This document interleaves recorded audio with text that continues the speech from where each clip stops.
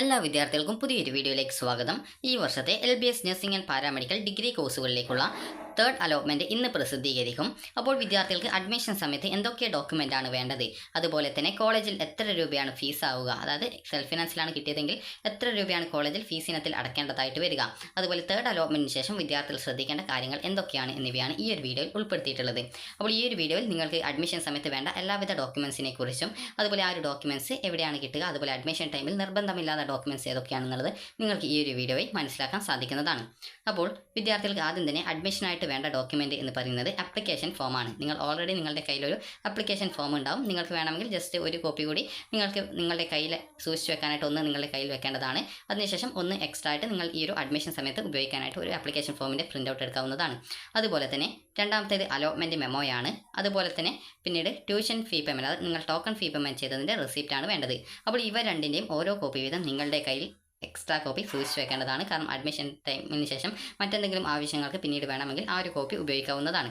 അപ്പോൾ ഈ ഒരു അലോട്ട്മെൻറ്റ് മെമ്മോ നിങ്ങൾക്ക് അലോട്ട്മെൻറ്റ് ലഭിച്ചിട്ടുണ്ടെങ്കിൽ അലോട്ട്മെൻറ്റ് സ്റ്റാറ്റസ് പേജിൽ അലോട്ട്മെൻറ്റ് മെമ്മോ എന്ന് പറഞ്ഞുകൊണ്ട് ഫീ പേയ്മെൻറ്റ്, അതായത് ടോക്കൺ ഫീ പേയ്മെൻറ്റ് ചെയ്ത വിദ്യാർത്ഥികൾക്ക് ആ ഒരു രീതിയിൽ, അതായത് അലോട്ട്മെൻറ്റ് മെമ്മോ എന്നുള്ളൊരു ബട്ടൺ കാണാൻ പറ്റുന്നതാണ്. അപ്പോൾ ആ ഒരു അലോട്ട്മെൻറ്റ് മെമ്മോ ബട്ടൺ ക്ലിക്ക് ചെയ്ത് നിങ്ങളുടെ അലോട്ട്മെൻറ്റ് മെമ്മോ ഡൗൺലോഡ് ചെയ്യാവുന്നതാണ്. അതിനുശേഷം അത് പ്രിൻ്റ് ഔട്ട് എടുക്കാവുന്നതാണ്. അതിൽ നിങ്ങളുടെ ഈ ഒരു ആപ്ലിക്കേഷൻ നമ്പറും അതുപോലെ തന്നെ നിങ്ങളുടെ പേര്, അതുപോലെ കുറച്ച് പേഴ്സണൽ ഡീറ്റെയിൽസ്, അതുപോലെ തന്നെ നിങ്ങളുടെ ഏത് കോളേജിൽ ഏത് കോഴ്സിൽ എത്രാമത്തെ ഓപ്ഷനാണ് അലോട്ട്മെൻറ്റ് കിട്ടിയുള്ളത് എന്നുള്ളതും അഡ്മിഷൻ സമയത്ത് ഹാജരാക്കേണ്ട പ്രധാനപ്പെട്ട ഡോക്യുമെൻറ്റ്സ് ഏതൊക്കെയാണെന്നുള്ളതും കൃത്യമായിട്ട് അതിൽ നൽകിയിട്ടുണ്ടാകും. അതുപോലെ തന്നെ ഈ ഒരു ഫീ പേയ്മെൻറ്റ് റെസിപ്റ്റ്, നിങ്ങൾക്ക് തേർഡ് അലോട്ട്മെൻറ്റിന് ശേഷം ആദ്യമായിട്ടാണ് അലോട്ട്മെൻറ്റ് കിട്ടിയതെങ്കിൽ നിങ്ങൾക്ക് ബാങ്ക് വഴിയോ അല്ലാന്നുണ്ടെങ്കിൽ ഓൺലൈനായിട്ടോ ഫീ പേയ്മെൻറ്റ് ചെയ്യാം. അപ്പോൾ അങ്ങനെ ഫീ പേയ്മെൻറ്റ് ചെയ്യുമ്പോൾ നിങ്ങൾക്ക് ലഭിക്കുന്ന ഒരു റെസിപ്റ്റ് എന്ന് പറഞ്ഞുകൊണ്ട് നിങ്ങളുടെ ആ ലോഗിൻ ചെയ്ത പേജിൽ നിങ്ങൾക്ക്, അതായത് ലോഗിൻ ചെയ്ത പേജിൽ തന്നെ നിങ്ങൾക്ക് ഫീ പേയ്മെൻറ്റിൻ്റെ സ്റ്റാറ്റസ് നോക്കാനായിട്ട് സൈഡിലായിട്ട് നിങ്ങൾക്ക് 3 ലൈൻസ് കാണാം. അതിൽ ക്ലിക്ക് ചെയ്ത്, അതായത് ലോഗിൻ ചെയ്ത പേജിൽ മുകളിലായിട്ട് 3 ലൈൻസ് കാണാം. അതിൽ ക്ലിക്ക് ചെയ്ത് കഴിഞ്ഞാൽ നിങ്ങൾക്ക് ഓപ്ഷൻസ് കാണാം. അതിൽ അലോട്ട്മെൻറ്റ്സ് എന്നുള്ളതിൽ നിങ്ങൾക്ക് ഈ ഒരു, അതായത് റെസിപ്റ്റ് ഡീറ്റെയിൽസ് എന്നുള്ള ഒരു ഓപ്ഷൻ കാണാം. അതിൽ ക്ലിക്ക് ചെയ്ത് കഴിഞ്ഞാൽ നിങ്ങൾക്ക് നിങ്ങളുടെ റെസിപ്റ്റ് ഡൗൺലോഡ് ചെയ്ത് എടുക്കാവുന്നതാണ്. അടുത്തതായിട്ട് നിങ്ങളുടെ ഈ ഒരു ബർത്ത് സർട്ടിഫിക്കറ്റ് ആണ് വേണ്ടത്. അതിന് പകരം വേണമെങ്കിൽ നിങ്ങൾക്ക് നിങ്ങളുടെ ഈ ഒരു SSLC സർട്ടിഫിക്കറ്റ് ഉപയോഗിക്കാവുന്നതാണ്. അടുത്തതായിട്ട് നിങ്ങൾ ഏറ്റവും അവസാനം പഠിച്ചിട്ടുള്ളത് എവിടെയാണോ, അതായത് ഡിഗ്രി ആയിക്കോട്ടെ അല്ലെങ്കിൽ +2 ആയിക്കോട്ടെ, നിങ്ങൾക്ക് എവിടെയാണോ പഠിച്ചത് അവിടെ നിന്നുള്ള TCയും അതുപോലെ സ്വഭാവ സർട്ടിഫിക്കറ്റുമാണ് വേണ്ടത്. സ്വഭാവ സർട്ടിഫിക്കറ്റിന് 6 മാസ കാലാവധിയാണുള്ളത്. അപ്പോൾ 6 മാസ കാലാവധി കഴിഞ്ഞതാണെങ്കിൽ നിങ്ങൾക്ക് ഏതെങ്കിലും ഗസ്റ്റഡ് ഓഫീസർ അല്ലെങ്കിൽ തൊട്ടടുത്തുള്ള ഏതെങ്കിലും ഗവൺമെൻറ് ഹൈസ്കൂൾ എന്നിവിടെയെങ്കിലും പോയി കഴിഞ്ഞാൽ നിങ്ങൾക്ക് ഈ ഒരു സ്വഭാവ സർട്ടിഫിക്കറ്റ് തരുന്നതായിരിക്കും. ആ ഒരു ഫോമുകളൊക്കെ നിങ്ങൾക്ക് അവിടെ നിന്നും ലഭിക്കുന്നതാണ്. അതുപോലെ തന്നെ നിങ്ങൾക്ക് അടുത്തതായിട്ട് വേണ്ട നിങ്ങളുടെ +2ൻ്റെ മാർക്ക് ലിസ്റ്റാണ്. അപ്പോൾ +2 അല്ല ഇക്വലൻസി എക്സാം ഒക്കെ എഴുതുവരാണെങ്കിൽ ആ ഒരു ഇക്വലൻസ് ആയിട്ടുള്ള ആ ഒരു സർട്ടിഫിക്കറ്റാണ് വേണ്ടത്. അതായത് ഈ ഒരു +2 സർട്ടിഫിക്കറ്റ് ഉള്ളവർ +2 സർട്ടിഫിക്കറ്റ് ആണ് എടുക്കേണ്ടത്. അതുപോലെ തന്നെ അടുത്തത് നിങ്ങൾക്ക് ഈ ഒരു എലിജിബിലിറ്റി സർട്ടിഫിക്കറ്റ് എല്ലാവർക്കും ആവശ്യമുള്ളതല്ല. നിങ്ങൾ ഈ ഒരു കേരളത്തിലെ higher secondary, vocational higher secondary, അതല്ല നിങ്ങൾ ഈ ഒരു CBSE, ICSE, ISC, അതുപോലെ തന്നെ അല്ലെങ്കിൽ ഏതെങ്കിലും യൂണിവേഴ്സിറ്റിയിൽ നിന്നുള്ള ഡിഗ്രി അതുപോലെ എന്നിവയൊക്കെ പാസ്സായിട്ടുള്ള വിദ്യാർത്ഥികൾക്ക് ഈ ഒരു എലിജിബിലിറ്റി സർട്ടിഫിക്കറ്റ് ആവശ്യമില്ല. കേരളത്തിന് പുറത്ത്, ഉദാഹരണത്തിന് നിങ്ങൾ കർണാടകത്തിലോ അല്ലെങ്കിൽ തമിഴ്നാടൊക്കെയാണ് +2 പഠിച്ചത്, അല്ലെങ്കിൽ കേരളത്തിന് പുറത്ത് മറ്റെവിടെയെങ്കിലുമാണ് പഠിച്ചതെങ്കിൽ മാത്രമാണ് ഈ ഒരു എലിജിബിലിറ്റി സർട്ടിഫിക്കറ്റ് ആവശ്യമുള്ളൂ. ബാക്കിയുള്ളവർക്ക് ആവശ്യമില്ല. നിങ്ങൾ ഏതെങ്കിലും ഒരു യൂണിവേഴ്സിറ്റിയിൽ പോയി കഴിഞ്ഞാൽ നിങ്ങൾക്ക് ഒരു 100 രൂപ ആണ് ഇതിന് ഫീസ് ഉണ്ടാവുക. അപ്പോൾ ആ ഒരു എലിജിബിലിറ്റി സർട്ടിഫിക്കറ്റ് നിങ്ങൾക്ക് ആവശ്യമുള്ളവർക്ക് ലഭിക്കുന്നതാണ്. അപ്പോൾ അതുകൊണ്ട് തന്നെ എലിജിബിലിറ്റി സർട്ടിഫിക്കറ്റ് എല്ലാവർക്കും ആവശ്യമുള്ളതല്ല. അടുത്തത് മൈഗ്രേഷൻ സർട്ടിഫിക്കറ്റ് ഇഫ് ആപ്ലിക്കബിൾ എന്നാണ്. അതായത് നിങ്ങളിപ്പോൾ കേരളത്തിന് പുറത്ത്, നേരത്തെ പറഞ്ഞതുപോലെയുള്ള കേരളത്തിന് പുറത്തുള്ള ബോർഡുകളിലാണ് പഠിച്ചതെങ്കിൽ മാത്രമാണ് മൈഗ്രേഷൻ സർട്ടിഫിക്കറ്റിൻ്റെ ആവശ്യമുള്ളത്. കേരളത്തിൽ പഠിച്ചവർക്ക് മൈഗ്രേഷൻ സർട്ടിഫിക്കറ്റിൻ്റെ ആവശ്യമില്ല. അടുത്തതായിട്ടുള്ളത് ഫിസിക്കൽ ഫിറ്റ്നസ് സർട്ടിഫിക്കറ്റ് ആണ്. ഈ ഒരു ഫോമിൻ്റെ ലിങ്ക് ഈ ഒരു വീഡിയോ ഡിസ്ക്രിപ്ഷനിൽ കൊടുത്തിട്ടുണ്ട്. അതിൽ നിന്നും നിങ്ങൾക്ക് ക്ലിക്ക് ചെയ്ത് നിങ്ങൾക്ക് നിങ്ങളുടെ വീടിൻ്റെ തൊട്ടടുത്തുള്ള ഏതെങ്കിലും ഈ ഒരു MBBS ഡോക്ടറുടെ, അതായത് അസിസ്റ്റൻറ്റ് സർജൻ കുറയാതെ ആ ഒരു റാങ്കിൽ കുറയാതെ ഡോക്ടറുടെ അടുത്ത് പോയി കഴിഞ്ഞാൽ നിങ്ങൾക്ക് ഒരു ഫിസിക്കൽ ഫിറ്റ്നസ് സർട്ടിഫിക്കറ്റ് കിട്ടുന്നതാണ്. അതിൽ നിങ്ങളുടെ ഹൈറ്റ്, വെയിറ്റ്, ചെസ്റ്റ്, വിഷൻ എന്നിങ്ങനെയുള്ള ഡീറ്റെയിൽസുകൾ രേഖപ്പെടുത്തേണ്ടി വരുന്നതാണ്. അപ്പോൾ അതുകൊണ്ട് തന്നെ അതുമായി ബന്ധപ്പെട്ടുള്ള പരിശോധനാ കേന്ദ്രത്തിൽ നിങ്ങൾക്ക് അതിൻ്റെ ഫീസ് ഒക്കെ ആവാനായിട്ടുള്ള, അത് ഫീസ് ഉണ്ടാവാനുള്ള സാധ്യതയുണ്ട്. അപ്പോൾ നിങ്ങൾക്ക് ഇത് സാധാരണ ഗവൺമെൻറ് ഹോസ്പിറ്റലിൽ പോയി കഴിഞ്ഞാൽ മതി. നിങ്ങൾക്ക് ചില കോളേജിൽ, അതായത് ചില ഈ ഒരു ഹോസ്പിറ്റലിൽ നിന്ന് ഫീസൊന്നും വാങ്ങിക്കാറില്ല. എന്നാൽ ചില ആ ഒരു ഹോസ്പിറ്റലിൽ നിന്ന് 100 രൂപ ഫീസ് വാങ്ങിക്കുന്നുണ്ട് എന്നുള്ളത് വിദ്യാർത്ഥികൾ പറയുന്നത് കേട്ടിട്ടുണ്ട്. അപ്പോൾ സാധാരണത്തിൽ അത് സൗജന്യമായിട്ടാണ് ഈ ഒരു ഫിസിക്കൽ ഫിറ്റ്നസ് സർട്ടിഫിക്കറ്റ് കൊടുക്കാറുള്ളത്. എന്നാൽ ചില സ്ഥലത്ത് നിന്ന് 100 രൂപ ഫീസ് വാങ്ങിക്കുന്നുണ്ട് എന്ന് പറയുന്നുണ്ട്. അപ്പോൾ അടുത്തതായിട്ടുള്ളത് ഈ ഒരു ഹെപ്പറ്റൈറ്റിസ് ബിക്കെതിരെ എടുക്കുന്ന വാക്സിനേഷൻ സർട്ടിഫിക്കറ്റ് ആണ്. ഇത് നിങ്ങൾക്ക് ആ ഒരു, അതായത് രക്തവുമായി ബന്ധപ്പെട്ടുള്ള മേഖലയാണ് നഴ്സിംഗ് അതുപോലെ മെഡിക്കൽ ഈ ഒരു ഫീൽഡ് എന്ന് പറയുന്നത്. അപ്പോൾ അതിൽ നിന്നും വരുന്ന, അതായത് അണുബാധയൊന്നും ബാധിക്കാതിരിക്കാൻ വേണ്ടിയിട്ടാണ് ഈ ഒരു ഹെപ്പറ്റൈറ്റിസ് ബിക്കെതിരെ എടുക്കുന്ന വാക്സിനേഷൻ സർട്ടിഫിക്കറ്റ് എടുക്കുന്നത്. ഇത് നിലവിൽ ചില ഹോസ്പിറ്റലിൽ ലഭ്യമല്ല എന്നുള്ള വിദ്യാർത്ഥികൾ പറഞ്ഞിട്ടുണ്ടായിരുന്നു. അപ്പോൾ അങ്ങനെ ലഭ്യമല്ല എന്നുണ്ടെങ്കിൽ നിങ്ങൾ പിന്നീട് എടുത്താൽ മതി. കാരണം ചില കോളേജ് ഈ ഒരു കോളേജിൽ നിന്നും അതിനുള്ള സൗകര്യം ലഭ്യമാക്കാറുണ്ട്. അപ്പോൾ അതുകൊണ്ട് തന്നെ നിങ്ങൾക്ക് അലോട്ട്മെൻറ്റ് ലഭിച്ച കോളേജിൽ വിളിച്ച് ചോദിച്ച് നിങ്ങൾക്ക് ആ ഒരു വാക്സിനേഷൻ സർട്ടിഫിക്കറ്റ് അഡ്മിഷൻ ടൈമിൽ നിർബന്ധമാണോ എന്നുള്ള കാര്യം വിദ്യാർത്ഥികൾ കൃത്യമായിട്ട് ചോദിച്ച് മനസ്സിലാക്കിയാൽ മതി. അപ്പോൾ വിദ്യാർത്ഥികൾ ഈ ഒരു അഡ്മിഷൻ എടുക്കാനായിട്ട്, അതായത് ഈ ഒരു അലോട്ട്മെൻറ്റ് ലഭിച്ച കോളേജിൽ ജസ്റ്റ് നിങ്ങൾ വിളിച്ച് ചോദിക്കുക. കാരണം ചില കോളേജ് ഈ ഒരു വാക്സിനേഷൻ എടുക്കാൻ സൗകര്യം നൽകാറുണ്ട്. അതുപോലെ ചില ഹോസ്പിറ്റലിൽ ഈ ഒരു വാക്സിനേഷൻ നിലവിൽ ലഭ്യമല്ല. അപ്പോൾ അതുകൊണ്ട് തന്നെ നിങ്ങൾ അത് കോളേജിൽ കോൺടാക്ട് ചെയ്ത ശേഷം മാത്രം ഈ ഒരു വാക്സിനേഷൻ എടുത്താൽ മതി. ഓൾറെഡി ഫസ്റ്റ് ഡോസ് വാക്സിനേഷൻ എടുത്തിട്ടുള്ള വിദ്യാർത്ഥികളാണെങ്കിൽ അത് ആ ഒരു ഡോക്ടറുടെ ലെറ്റർ ഹെഡിൽ രേഖപ്പെടുത്തി അത് നിങ്ങൾ ഫസ്റ്റ് ഡോസ് വാക്സിനേഷൻ എടുത്തിട്ടുണ്ട് എന്നുള്ളത് രേഖപ്പെടുത്തിയിട്ട് അഡ്മിഷൻ ടൈമിൽ കൊണ്ടുപോയാൽ മതിയാകും. അതുപോലെ വാക്സിനേഷൻ കിട്ടാത്ത വിദ്യാർത്ഥികൾ ജസ്റ്റ് ഒന്ന് കോളേജിൽ കോൺടാക്ട് ചെയ്യുക. കാരണം ചിലപ്പോൾ നിങ്ങൾക്ക് കോളേജ് അതിനുള്ള സൗകര്യം ലഭ്യമാക്കുന്നതാണ്. അടുത്തതായിട്ട് നിങ്ങൾക്ക് ഫീസ് ആനുകൂല്യമുണ്ടെങ്കിൽ ആ ഒരു ഇൻകം സർട്ടിഫിക്കറ്റ് കൂടി കൊണ്ടുപോകേണ്ടതാണ്. അതായത് ഈ ഒരു SC/ST വിദ്യാർത്ഥികൾക്ക് ഫീസ് ആനുകൂല്യമുണ്ട്, അതുപോലെ OBC വിദ്യാർത്ഥികൾക്ക് ഫീസ് ആനുകൂല്യമുണ്ട്. അപ്പോൾ അങ്ങനെയുള്ള വിദ്യാർത്ഥികൾ ഇൻകം സർട്ടിഫിക്കറ്റ് കൊണ്ടുപോകേണ്ടതാണ്. അതുപോലെ തന്നെ അടുത്തതായിട്ടുള്ളത് നിങ്ങൾക്ക് ഈ ഒരു ക്ലോസ് 14.2 പറഞ്ഞിട്ടുള്ള ഡോക്യുമെൻ്റാണ്. അതായത് ആൻറ്റി റാഗിങ് ഡോക്യുമെൻ്റാണ്. അപ്പോൾ അതിൻ്റെ ആ ഒരു പ്രിൻ്റ് ഔട്ട് ഡൗൺലോഡ് ചെയ്യാനുള്ള, അതായത് ആ ഒരു PDF ഡൗൺലോഡ് ചെയ്യാനുള്ള ലിങ്കും ഈ ഒരു വീഡിയോയുടെ താഴെ കൊടുത്തിട്ടുണ്ട്. ജസ്റ്റ് അതിൽ ക്ലിക്ക് ചെയ്ത് നിങ്ങൾക്ക് ഡൗൺലോഡ് ചെയ്ത് എടുക്കാവുന്നതാണ്. ഇനി അതുപോലെ തന്നെ നിങ്ങളോട് ഇൻസ്റ്റിറ്റ്യൂട്ടിൽ നിന്നും എന്തെങ്കിലും ഡോക്യുമെൻറ്റ്സ് നിങ്ങൾ എക്സ്ട്രാ ആയിട്ട് കൊണ്ടുപോകണമെന്ന് പറഞ്ഞിട്ടുണ്ടെങ്കിൽ അതുകൂടി നിങ്ങൾ കൊണ്ടുപോകേണ്ടതാണ്. അപ്പോൾ വിദ്യാർത്ഥികൾക്ക് ഇതിനോടൊപ്പം തന്നെ നിങ്ങൾക്ക് എന്തെങ്കിലും റിസർവേഷൻ ഉണ്ടെങ്കിൽ, അതായത് NCC, അതുപോലെ തന്നെ നിങ്ങൾക്ക് മറ്റെന്തെങ്കിലും റിസർവേഷൻസ് ഉണ്ടെങ്കിൽ ആ ഒരു റിസർവേഷൻ ഡോക്യുമെൻ്റ് കൂടി കൊണ്ടുപോകേണ്ടതാണ്. അതുപോലെ തന്നെ നിങ്ങൾക്ക് SC/ST വിദ്യാർത്ഥികൾ ആണ് എങ്കിൽ കമ്മ്യൂണിറ്റി സർട്ടിഫിക്കറ്റും, അതുപോലെ SC, BC, OBC വിദ്യാർത്ഥികൾ ആണെങ്കിൽ നോൺ ക്രിമിനൽ സർട്ടിഫിക്കറ്റും, EWS വിഭാഗത്തിലുള്ളവർ ആണെങ്കിൽ EWS സർട്ടിഫിക്കറ്റ് കൂടി കൊണ്ടുപോകേണ്ടതാണ്. അപ്പോൾ ഇത്രയും ഡോക്യുമെൻറ്റ്സ് ആണ് നിങ്ങൾക്ക് വേണ്ടത്. ഇനി നമുക്ക് അതുപോലെ തന്നെ നിങ്ങൾക്ക് ഗവൺമെൻറ് നഴ്സിംഗ് കോളേജിലാണ് കിട്ടിയുള്ളതെങ്കിൽ നിങ്ങൾ CNS, അതായത് കമ്പൽസറി നഴ്സിംഗ് സർവീസ്, അത് നിർബന്ധിതമായിട്ട് നിങ്ങൾക്ക് ഈ ഒരു നിങ്ങളുടെ 4 വർഷത്തെ കോഴ്സ് കംപ്ലീറ്റ് ചെയ്ത് കഴിഞ്ഞാൽ നിങ്ങൾക്കൊരു പോസ്റ്റിംഗ് കിട്ടും. അതായത് പോസ്റ്റിംഗ് എന്ന് പറഞ്ഞാൽ ഒരു പരിശീലനമാണ്. അതായത് പരിശീലനത്തിനായിട്ട് നിങ്ങൾക്ക് വിവിധ ഗവൺമെൻറ് മെഡിക്കൽ കോളേജുകൾ, ഹോസ്പിറ്റലുകൾ എന്നിവിടങ്ങളിൽ നിങ്ങൾ സേവനം ചെയ്യേണ്ടതായിട്ട് വരും. അപ്പോൾ നിങ്ങൾ ആ ഒരു സേവനം ചെയ്യുന്ന ഓരോ മാസത്തിലും നിശ്ചിത ഫീസ്, അതായത് ഗവൺമെൻറ് നിശ്ചയിച്ചിട്ടുള്ള ഒരു നിശ്ചിത സ്റ്റൈപ്പൻഡ് നിങ്ങൾക്ക് പൈസയായിട്ട്, അത് സ്റ്റൈപ്പൻഡ് എന്ന് പറഞ്ഞാൽ പൈസയാണ്, അത് നിങ്ങൾക്ക് ലഭിക്കുന്നതായിരിക്കും. അപ്പോൾ അങ്ങനെ നിങ്ങൾക്ക് ലഭിക്കുന്നത് കൊണ്ട് തന്നെ നിങ്ങൾക്ക് ഈ ഒരു CNS കൊണ്ട് പ്രത്യേകിച്ച് ഒരു ബുദ്ധിമുട്ടുണ്ടാവില്ല. അതുപോലെ തന്നെ നിങ്ങൾക്ക് ആ ഒരു അഡ്മിഷൻ ക്ലോസ് ചെയ്യുന്നതിന് മുമ്പായിട്ട് നിങ്ങൾ അത് ക്ലോസ് ചെയ്ത ശേഷം നിങ്ങൾക്ക് ഈ ഒരു കോഴ്സ് കംപ്ലീറ്റ് ചെയ്യാതെ നിങ്ങൾ അത് പകുതിക്ക് നിർത്തി പോവുകയാണ്. അത് ഗവൺമെൻറ് കോളേജിലാണ്, നഴ്സിംഗ് കോളേജിലാണ് കിട്ടിയത്.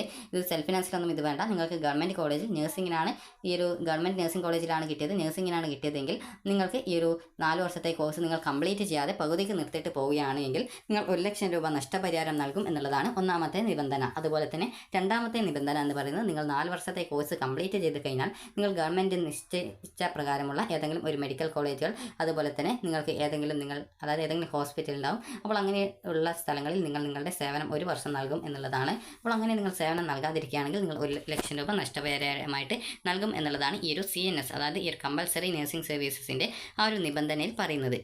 അപ്പോൾ ഇതാണ് ഈ ഒരു ഫിസിക്കൽ ഫിറ്റ്നസ് സർട്ടിഫിക്കറ്റ് എന്ന് പറയുന്നത്. ഇതിൽ നിങ്ങളുടെ ആ ഒരു പേര്, അതുപോലെ ഡോക്ടറുടെ പേര്, അതുപോലെ തന്നെ വെയിറ്റ്, ഹൈറ്റ്, ചെസ്റ്റ്, വിഷൻ എന്നിവയൊക്കെ, അതുപോലെ തന്നെ ഡോക്ടറുടെ പേര്, സിഗ്നേച്ചർ, അതുപോലെ ഡോക്ടറുടെ രജിസ്റ്റർ നമ്പർ, ഡെസിഗ്നേഷൻ, അതുപോലെ പ്ലേസ്, ഡേറ്റ് എന്നിങ്ങനെയൊക്കെയുള്ള ഡീറ്റെയിൽസ് കൃത്യമായിട്ട് രേഖപ്പെടുത്തുന്നതാണ്. അതുപോലെ തന്നെ നിങ്ങൾക്ക് അടുത്തതായിട്ട് ഇതാണ്, അതായത് ആൻറ്റി റാഗിങ് സർട്ടിഫിക്കറ്റ് ആണ്, അതിൻ്റെ ഫോമാറ്റാണിത്. അപ്പോൾ ഈ ഒരു നിങ്ങൾ ആരെയും റാഗ് ചെയ്യില്ല എന്നുള്ളത് നിങ്ങളും നിങ്ങളുടെ രക്ഷിതാവ് നൽകുന്ന ഉറപ്പാണ് ഈ ഒരു ആൻറ്റി റാഗിങ് സർട്ടിഫിക്കറ്റ് കൊണ്ട് ഉദ്ദേശിക്കുന്നത്. അതുപോലെ തന്നെ നിങ്ങൾക്ക് അടുത്തതായിട്ടുള്ളതാണ്, ഇതാണ് ഈ ഒരു നോൺ ഒബ്ജക്ഷൻ സർട്ടിഫിക്കറ്റ്, അതായത് no objection cum possession certificate എന്നാണ് ഇതിൻ്റെ പൂർണ്ണരൂപം. നിങ്ങൾക്ക് ഈ ഒരു തേർഡ് അലോട്ട്മെൻറ്റ് ശേഷം നിങ്ങൾ ഏതെങ്കിലും കോളേജ് ജോയിൻ ചെയ്യുന്ന സമയത്ത് പിന്നീട് നിങ്ങൾക്ക് സ്പെഷ്യൽ സ്പോട്ട് അലോട്ട്മെൻറ്റുകളിൽ പങ്കെടുക്കണമെന്നുണ്ടെങ്കിൽ കോളേജിൻ്റെ ഒരു അനുമതി ആവശ്യമാണ്. അപ്പോൾ ആ ഒരു അനുമതിയാണ് നോ ഒബ്ജക്ഷൻ സർട്ടിഫിക്കറ്റ്, അതായത് NOC സർട്ടിഫിക്കറ്റ് എന്ന് പറയുന്നത്. അതായത് നിങ്ങൾക്ക് എവിടെയെങ്കിലും അലോട്ട്മെൻറ്റ് കിട്ടുകയാണെങ്കിൽ നിങ്ങൾക്ക് ആ ഒരു നിങ്ങൾ നൽകിയിട്ടുള്ള, അതായത് സ്പെഷ്യലോ സ്പോട്ടിലോ അലോട്ട്മെൻറ്റ് നിങ്ങൾക്ക് അലോട്ട്മെൻറ്റ് കിട്ടുന്ന സമയത്ത് നിങ്ങൾ നൽകിയിട്ടുള്ള ഡോക്യുമെൻറ്റ്സും, അതുപോലെ തന്നെ നിങ്ങൾ കോളേജിൽ അടച്ചിട്ടുള്ള, അതായത് ഈ ഒരു LBS വഴിയുള്ള കോളേജ് വഴി അടച്ചിട്ടുള്ള ആ ഒരു പൈസ നിങ്ങൾക്ക് തിരികെ റീഫണ്ട് ആയിട്ട് തരും എന്നുള്ളത് കോളേജ് നൽകുന്ന ഉറപ്പാണ് ഈ ഒരു NOC സർട്ടിഫിക്കറ്റ് എന്ന് പറയുന്നത്. ഇനി നമുക്ക് അടുത്തതായിട്ടുള്ളത് നമുക്ക് ഈ ഒരു CNS എന്നുള്ളതാണ്. അപ്പോൾ അത് നമുക്ക് നോക്കാം. ജസ്റ്റ് ഈ CNS എന്നത് കൊണ്ട് ഉദ്ദേശിക്കുന്നത് ഇതാണ്, അത് കമ്പൽസറി നഴ്സിംഗ് സർവീസസ് ആണ്. അപ്പോൾ നിങ്ങൾ 200 രൂപയുടെ ഈ ഒരു, അതായത് ഗവൺമെൻറ് നഴ്സിംഗ് കോളേജിൽ കിട്ടിയിട്ടുള്ള, അതായത് നഴ്സിംഗിന് കിട്ടിയിട്ടുള്ള വിദ്യാർത്ഥികൾ മാത്രമാണ് ഈ ഒരു, അതായത് നിങ്ങളുടെ ഈ ഒരു ബോണ്ട് നൽകേണ്ടത്. ബോണ്ട് എന്ന് പറഞ്ഞാൽ ഒരു ധാരണാപത്രമാണ്, അതായത് നിങ്ങൾ നൽകുന്ന ഒരു ഉറപ്പാണ്, അതിനാണ് ബോണ്ട് എന്ന് പറയുന്നത്. അപ്പോൾ ഈ ഒരു CNS എന്ന് പറഞ്ഞാൽ ഈ ഒരു കമ്പൽസറി നഴ്സിംഗ് സർവീസസ് ആണ്, അതായത് പോസ്റ്റിംഗ് ആണ്. നിങ്ങൾക്ക് നേരത്തെ പറഞ്ഞ 2 നിബന്ധനകളാണ് ഇതിൽ ഉള്ളത്. അതായത് നിങ്ങൾ ഈ ഒരു കോഴ്സ് 4 വർഷത്തെ കോഴ്സ് കംപ്ലീറ്റ് ചെയ്യുമെന്നും കംപ്ലീറ്റ് ചെയ്യാതെ പകുതിക്ക് വെച്ച് നിർത്തി പോവുകയാണെങ്കിൽ നിങ്ങൾ ഈ 1 ലക്ഷം രൂപ നഷ്ടപരിഹാരമായിട്ട് നൽകും എന്നുള്ളതാണ് ഇതിൽ ആദ്യത്തെ നിബന്ധനയായിട്ട് പറഞ്ഞിട്ടുള്ളത്. രണ്ടാമത്തെ നിബന്ധനയായിട്ട് പറഞ്ഞിട്ടുള്ളത് നിങ്ങൾ ഈ ഒരു CNS പോസ്റ്റിംഗ് ഇൻറ്റേൺഷിപ്പ് പീരീഡിൽ നിങ്ങൾ ജോലി ചെയ്യും എന്നുള്ളതാണ് ഇതിൽ നിബന്ധനയായിട്ട് പറഞ്ഞിട്ടുള്ളത്. അപ്പോൾ നിങ്ങൾ കൃത്യമായിട്ട്, അതായത് ഈ ഒരു 4 വർഷത്തെ കോഴ്സ് കംപ്ലീറ്റ് ചെയ്ത ശേഷം വിദ്യാർത്ഥികൾ ഈ ഒരു ഗവൺമെൻറ് നിഷ്കർഷിച്ച പ്രകാരം ഗവൺമെൻറ് മെഡിക്കൽ കോളേജുകൾ, അതുപോലെ ഗവൺമെൻറ് ഹോസ്പിറ്റലുകൾ എന്നിവിടങ്ങളിൽ നിങ്ങളുടെ സേവനം നൽകും എന്നുള്ളതാണ്. ഇതിനായിട്ട് നിങ്ങൾക്കൊരു സ്റ്റൈപ്പൻഡ്, അത് നിങ്ങൾ ചെയ്യുന്ന ആ ഒരു സേവനത്തിൽ നിങ്ങൾക്കൊരു സ്റ്റൈപ്പൻഡ് ലഭിക്കും. അതായത് ഗവൺമെൻറ് നിശ്ചയിച്ച ഒരു, അതായത് ഒരു പൈസയാണ്, അത് നിശ്ചിത പൈസയാണ്, ഒരു മാസം ഇത്ര പൈസ എന്ന് പറഞ്ഞുകൊണ്ട് നിശ്ചയിച്ചിട്ടുണ്ടാകും. അപ്പോൾ ആ ഒരു പൈസ നിങ്ങൾക്ക് കിട്ടും. അപ്പോൾ ഈ ഒരു രീതിയിൽ നിങ്ങൾ ഇന്റേൺഷിപ്പ് പീരീഡിൽ നിങ്ങൾ നിങ്ങളുടെ സേവനം നൽകാതിരിക്കുകയാണെങ്കിലാണ്, അതായത് നിങ്ങൾ മറ്റെന്തെങ്കിലും പഠിക്കാനായിട്ട് പോകുന്നു എന്നൊക്കെ പറഞ്ഞുകൊണ്ട് അങ്ങനെ പോവുകയാണെങ്കിലാണ് ഈ ഒരു 1,00,000 രൂപ നഷ്ടപരിഹാരമായിട്ട് കൊടുക്കേണ്ടത്. സാധാരണഗതിയിൽ വിദ്യാർത്ഥികൾ ആ ഒരു രീതിയിൽ പോകാറില്ല. കാരണം നിങ്ങൾക്ക് ഒരു എക്സ്പീരിയൻസ് ആണിത്. കാരണം നിങ്ങൾക്ക് ഇപ്പോൾ MSc നഴ്സിംഗോ അതുപോലെ തന്നെ വിദേശങ്ങളിലൊക്കെ മറ്റു ജോലിക്കൊക്കെ പോകണമെന്നുണ്ടെങ്കിൽ എക്സ്പീരിയൻസ് ചോദിക്കാറുണ്ട്. അപ്പോൾ നിങ്ങൾക്ക് ഈ ഒരു രീതിയിൽ 1 വർഷത്തെ ഈ ഒരു ഇൻറ്റേൺഷിപ്പ് പീരീഡ് എക്സ്പീരിയൻസ് ആയിട്ട് കണക്കാക്കും. അപ്പോൾ അതുകൊണ്ട് തന്നെ നിങ്ങൾക്ക് അത് ഈ ഒരു CNS അതായത് ഈ ഒരു ഇൻറ്റേൺഷിപ്പ് പീരീഡ് നിങ്ങൾക്ക് അത് കൂടുതൽ ഉപകാരപ്രദമായിരിക്കും. അപ്പോൾ അതുകൊണ്ട് തന്നെ നിങ്ങൾക്ക് ഈ ഒരു അതായത് നിങ്ങൾക്ക് ഈ ഒരു നിബന്ധന അതായത് ഈ ഒരു ധാരണാപത്രം നൽകുന്നത് കൊണ്ട് അതായത് ഈ ഒരു ബോണ്ട് നൽകുന്നത് കൊണ്ട് പ്രത്യേകിച്ച് പ്രോബ്ലം ഒന്നും ഉണ്ടാവില്ല. നിങ്ങൾ കോഴ്സ് പകുതിക്ക് വെച്ച് നിർത്തുകയാണെങ്കിൽ മാത്രമാണ് ഈ ഒരു രീതിയിൽ 1,00,000 രൂപ സാധാരണഗതിയിൽ നഷ്ടപരിഹാരമായിട്ട് നൽകേണ്ട സാഹചര്യം ഉണ്ടാവുക. അതുപോലെ തന്നെ നിങ്ങൾക്കിത് 200 രൂപ വാല്യൂ വരുന്ന ഈ ഒരു കേരളത്തിലെ സ്റ്റാമ്പ് പേപ്പറിലാണ് നിങ്ങൾ ഈ ഒരു ബോണ്ട് നൽകേണ്ടത്. അതുപോലെ തന്നെ നിങ്ങളുടെ അഡ്രസ്സും അതുപോലെ സാക്ഷിയായിട്ട് ആരാണോ അവരുടെയും അഡ്രസ്സ് കൃത്യമായിട്ട് രേഖപ്പെടുത്തിയിട്ടുണ്ടായിരിക്കണം. അതുപോലെ തന്നെ ഈ ഒരു ബോണ്ടിൽ എക്സിക്യൂട്ട് ചെയ്യപ്പെടുന്ന എമൗണ്ടിൻ്റെ തുക എന്ന് പറയുന്നത് 1,00,000 രൂപയാണ്. അതായത് നഷ്ടപരിഹാരത്തിൻ്റെ തുക എന്ന് പറയുന്നത് 1,00,000 രൂപയാണ്. അതുപോലെ തന്നെ ഇത് പൂരിപ്പിക്കുന്ന സമയത്ത് നിങ്ങൾക്ക് എന്താണ് ഇതിൽ വേണ്ടത് അത് നിങ്ങൾക്ക് സ്ട്രൈക്ക് ചെയ്ത് കൊടുക്കാം എന്നാണ് പറഞ്ഞിട്ടുള്ളത്. ഇത് നിങ്ങൾ കൃത്യമായിട്ട് കോളേജിൽ ചോദിച്ച ശേഷം മാത്രം പൂരിപ്പിച്ചാൽ മതി. കാരണം ഏകദേശം 200 രൂപ വാല്യൂ വരുന്ന മുദ്രപത്രത്തിലാണ് ഇത് ഫില്ല് ചെയ്ത് കൊടുക്കേണ്ടത്. അതായത് നിങ്ങൾക്കൊന്നുകിൽ 100 രൂപയുടെ 2 മുദ്രപത്രത്തിൽ ഈ ഒരു 2 പേജ് പ്രിൻ്റ് ഔട്ട് എടുക്കാം. അതായത് ഓരോ പേജ് പ്രിൻ്റ് ഔട്ട് എടുക്കാവുന്നതാണ്. അതല്ലാന്നുണ്ടെങ്കിൽ 200 രൂപയുടെ ഇത് മാത്രമാണ് കിട്ടിയതെങ്കിൽ ആദ്യത്തെ പേജ് ആ ഒരു സ്റ്റാമ്പ് പേപ്പറിലും ബാക്കി അടുത്ത ഭാഗം നിങ്ങൾക്ക് ഒരു വൈറ്റ് A4 ഷീറ്റിൽ നിങ്ങൾക്ക് എടുക്കാവുന്നതാണ്. അപ്പോൾ ഇത് നിങ്ങൾ കൃത്യമായിട്ട് കോളേജിൽ ചോദിച്ച ശേഷം മാത്രം പ്രിൻ്റ് ഔട്ട് എടുത്താൽ മതി. അതായത് ഈ ഒരു പ്രിൻ്റ് നിങ്ങൾ ആ ഒരു മുദ്രപത്രത്തിൽ എടുത്താൽ മതി. അത് നിങ്ങൾക്ക് ഈ ഒരു പ്രിൻ്റ് എടുക്കുന്ന അതായത് ഈ ഒരു മുദ്രപത്രത്തിൽ പ്രിൻ്റ് ഔട്ട് എടുക്കുന്ന സ്ഥാപനങ്ങളും അപ്പോൾ അങ്ങനെയുള്ള ഇടത്ത് നിന്ന് അതായത് ആ ഒരു ഫോട്ടോസ്റ്റാറ്റ് എടുക്കുന്ന സ്ഥലത്ത് നിന്ന് എടുത്താൽ മതി. കാരണം അതുപോലെ തന്നെ ഇത് കോളേജിൽ നിങ്ങൾ ചോദിച്ച ശേഷം മാത്രം അല്ലെങ്കിൽ കോളേജിൽ നിന്ന് മാത്രം ഇത് പ്രിൻ്റ് ഔട്ട് എടുത്താൽ മതി. കാരണം ചില സ്ഥലങ്ങളിൽ നിന്ന് പ്രിൻ്റ് ഔട്ട് എടുക്കാനായിട്ട് ചിലപ്പോൾ അവർക്ക് കൃത്യമായിട്ട് മനസ്സിലാവണമെന്നില്ല. കാരണം മുദ്രപത്രം എന്ന് പറയുമ്പോൾ ഏകദേശം അതിൻ്റെ ആ ഒരു അപ്പോൾ മുദ്രപത്രം എന്ന് പറയുമ്പോൾ ഏകദേശം ഇതേ രീതിയിലാണ് വരിക. അതായത് ഈ ഒരു രീതിയിൽ മുദ്രപത്രം ഇതേ രീതിയിലാണെങ്കിൽ ഇതിൻ്റെ മുകളിലായിട്ട് ആ ഒരു കുറച്ച് ഡീറ്റെയിൽസ് ഒക്കെ ഉണ്ടാകും. അപ്പോൾ എത്ര രൂപ വാല്യൂ ഉള്ള പേപ്പറാണ് ഇങ്ങനെയുള്ള ഡീറ്റെയിൽസ് ഒക്കെ ഉണ്ടാകും. അതിന് താഴെയായിരിക്കും നിങ്ങൾക്ക് ഈ ഒരു രീതിയിലായിരിക്കും ഉണ്ടാവുക. അപ്പോൾ ഈ ഒരു ഭാഗത്ത് മാത്രമായിട്ടാണ് ആ ഒരു ഫസ്റ്റ് പേജ് പ്രിൻ്റ് ഔട്ട് എടുക്കാനൊക്കെ പറ്റുള്ളൂ. അപ്പോൾ അതുകൊണ്ട് തന്നെ നിങ്ങൾ കൃത്യമായിട്ട് അത് പ്രിൻ്റ് ഔട്ട് നിങ്ങൾ കോളേജിൽ വെച്ച് ചെയ്യുന്നതായിരിക്കും കൂടുതൽ നല്ലത്. കാരണം ചില ഒരു ഫോട്ടോസ്റ്റാറ്റ് എടുക്കുന്ന സ്ഥലങ്ങളിൽ ചിലപ്പോൾ അവർക്ക് ആ ഒരു രീതിയിൽ എങ്ങനെ പ്രിൻ്റ് ഔട്ട് എടുക്കണം എന്നുള്ള കാര്യത്തിൽ വ്യക്തത ഉണ്ടാവാറില്ല. അപ്പോൾ അതുകൊണ്ട് തന്നെ ചില സ്ഥലങ്ങൾ കൃത്യമായിട്ട് ആ ഒരു ഭാഗം തന്നെ പ്രിൻ്റ് ഔട്ട് എടുത്ത് തരാറുണ്ട്. അപ്പോൾ അതുകൊണ്ട് തന്നെ നിങ്ങൾക്ക് അത് എടുക്കാൻ അറിയാത്ത സ്ഥാപനങ്ങളിൽ നിങ്ങൾ പോകാതെ ജസ്റ്റ് നിങ്ങൾക്ക് കോളേജിൽ നിന്ന് അത് പ്രിൻ്റ് ഔട്ട് എടുത്ത് നൽകുന്നതായിരിക്കും. അപ്പോൾ അതുകൊണ്ട് തന്നെ നിങ്ങൾ കോളേജിൽ ചോദിച്ച ശേഷം മാത്രം ഈ ഒരു കാര്യം അതായത് ഈ ഒരു CNS പ്രിൻ്റ് ഔട്ട് എടുത്താൽ മതിയാകും. അടുത്തതായിട്ട് NRI കോട്ടയിൽ വേണ്ട ഡോക്യുമെൻ്റാണ്. NRI കോട്ടയിൽ ആണ് അതായത് NRI കോട്ടയിലാണ് നിങ്ങൾക്ക് അലോട്ട്മെൻറ്റ് കിട്ടിയിട്ടുള്ളത് എങ്കിൽ വിദ്യാർത്ഥികൾക്ക് സ്പോൺസർഷിപ്പ് സർട്ടിഫിക്കറ്റ് അതുപോലെ തന്നെ നിങ്ങൾക്ക് അടുത്തത് എംപ്ലോയ്മെൻറ്റ് സർട്ടിഫിക്കറ്റ് വേണം. അതായത് നിങ്ങൾക്ക് ആരാണ് നിങ്ങൾക്ക് സ്പോൺസർ ചെയ്യുന്നത് അവരുടെ എംപ്ലോയ്മെൻറ്റ് എന്താണ് ഇത് സൂചിപ്പിക്കുന്ന സർട്ടിഫിക്കറ്റാണ് എംപ്ലോയ്മെൻറ്റ് സർട്ടിഫിക്കറ്റ്. അതുപോലെ തന്നെ വിദ്യാർത്ഥികൾക്ക് ആരാണോ ഈ ഒരു നിങ്ങളെ സ്പോൺസർ ചെയ്യുന്നത് അവരുടെ പാസ്പോർട്ടിൻ്റെയും വിസയുടെയും എംബസി അല്ലെങ്കിൽ കോൺസുലേറ്റ് അതോറിറ്റി അറ്റസ്റ്റ് ചെയ്ത ആ ഒരു പാസ്പോർട്ടിൻ്റെയും വിസയുടെയും കോപ്പി ആയിരിക്കണം. അതുപോലെ തന്നെ നേരത്തെ പറഞ്ഞതുപോലെ എംപ്ലോയ്മെൻറ്റ് കാർഡായാലും ആ ഒരു കാര്യങ്ങളും ഈ ഒരു അതായത് കോൺസുലേറ്റോ അല്ലെങ്കിൽ എംബസിയോ അറ്റസ്റ്റ് ചെയ്തതായിരിക്കണം. അതുപോലെ തന്നെ ഗ്രീൻ കാർഡ് അതുപോലെ തന്നെ OCI അതായത് overseas citizenship of India documents ഇവയിൽ ഏതെങ്കിലും ഒന്നാണ് നിങ്ങളുടെ ആ ഒരു സ്പോൺസറുടേത് ആവശ്യമായിട്ടുള്ളത്. അതുപോലെ തന്നെ നിങ്ങളുടെ ജോബ് ഏതെങ്കിലും ഒരു ഡോക്യുമെൻറ്റിൽ മെൻഷൻ ചെയ്തിട്ടുണ്ടായിരിക്കണം. അതുപോലെ തന്നെ അഡ്മിഷൻ അതായത് ഈ ഒരു മെഡിക്കൽ ആൻഡ് മെഡിക്കൽ അലൈഡ് കോഴ്സസിലേക്കുള്ള അഡ്മിഷൻ ക്ലോസ് ചെയ്യുന്നതിന് മുമ്പ് വരെ നിങ്ങളുടെ ആ ഒരു വിസ അതായത് സ്പോൺസറുടെ വിസ വാലിഡ് ആയിരിക്കണം. അതുപോലെ തന്നെ എംപ്ലോയ്മെൻറ്റ് കാർഡ് അതായത് ഈ സ്പോൺസറുടെ എംപ്ലോയ്മെൻറ്റ് നിങ്ങളുടെ നേരത്തെ മെൻഷൻ ചെയ്തിട്ടുള്ള ഡോക്യുമെൻറ്റ്സിൽ ഇല്ല എന്നാണെങ്കിൽ അതായത് കാൻഡിഡേറ്റ്സ് എംപ്ലോയ്മെൻറ്റ് സർട്ടിഫിക്കറ്റ് സ്പോൺസറുടേത് എംബസിയോ അല്ലെങ്കിൽ കോൺസുലേറ്റ് അതോറിറ്റിയോ അറ്റസ്റ്റ് ചെയ്ത എംപ്ലോയ്മെൻറ്റ് സർട്ടിഫിക്കറ്റ് നിങ്ങൾ അഡ്മിഷൻ സമയത്ത് ഹാജരാക്കേണ്ടതായിട്ടുണ്ട്.